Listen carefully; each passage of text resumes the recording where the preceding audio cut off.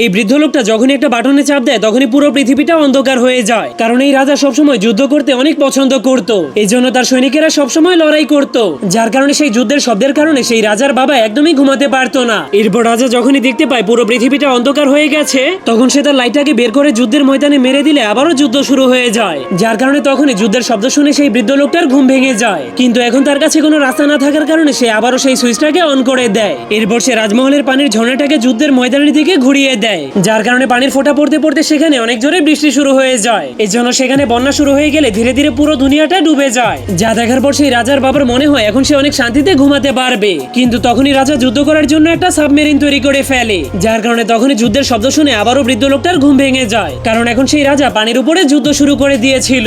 এটা দেখার পর বৃদ্ধ লোকটা জলদি করে একটা চেইনকে টানার চেষ্টা করে, আর সেটাকে বের করার পরেই বন্যার পানি কয়েক মিনিটের মধ্যেই কমে যায়। কিন্তু জাহাজের মধ্যে আটকে থাকার পরেও তারা এখনো লড়াই থামায়নি। সৈনিকেরা পানি থেকে বের হওয়ার পর আবারও মাটিতে নেমে লড়াই শুরু করে দেয়, কারণ এখনো রাজা তাদেরকে লড়াই থামিয়ে দেওয়ার কোনো আদেশ করেনি। এই জন্য সেই যুদ্ধ থামানোর জন্য রাজার বাবার মাথায় একটা আইডিয়া চলে আসে। এই জন্য সে যুদ্ধের ময়দানের মাঝখানে গিয়ে সেখানে অনেক বড় একটা স্টেডিয়াম বানিয়ে দেয়, যা দেখার পর সৈনিকেরা তাদের সব অস্ত্রগুলোকে ফেলে দিয়ে সেখানে খেলাধুলা করার জন্য চলে যায়। এটা দেখার পর বৃদ্ধ লোকটার মনে হয় এখন সে অনেক শান্তিতে ঘুমাতে পারবে। কিন্তু তখনই আবারও সেখানে যুদ্ধের আওয়াজ আসতে শুরু করে দেয়, কারণ এবার যুদ্ধ তার সেই তৈরি করা স্টেডিয়ামের মধ্যেই শুরু হয়ে গিয়েছিল।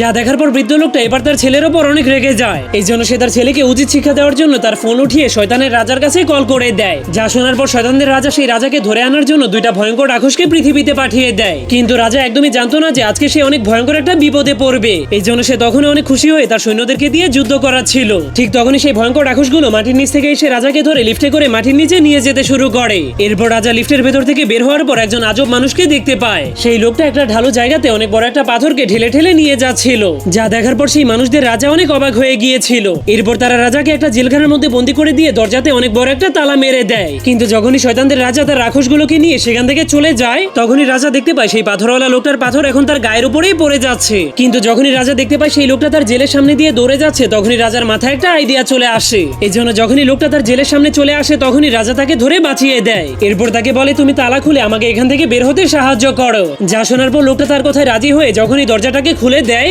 তখনই রাজা বাইরে বের হয়ে সেই লোকটাকে জেলখানার মধ্যে আটকে দেয়। কিন্তু তবুও লোকটা রাজাকে কিছুই বলে না, কারণ তার মনে হয়েছিল এখন আর তাকে কষ্ট করে সেই বড় পাথরটাকে ঠেলতে হবে না। এই জন্য রাজা অনেক খুশি হয়ে চুপচাপ সেখান থেকে মাটির উপরে পালিয়ে যেতে শুরু করে।